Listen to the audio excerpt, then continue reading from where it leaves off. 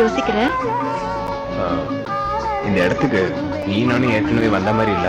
சில இடங்களுக்கு போகும்போது நமக்கு அப்படிதான் வித்தியாசமா. அனுப்பிச்சு விடுமா தரவா? அடிப்பாவி. நான் ரெடி, நீ கொடு. ஆளுங்களா இருக்காங்க.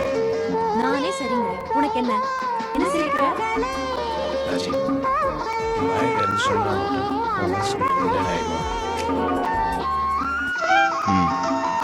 வாயை திறந்து சொல்லு. இருப்பேன். நல்ல ஃப்ரெண்டா இருப்பியா? என்ன சந்தேகம்?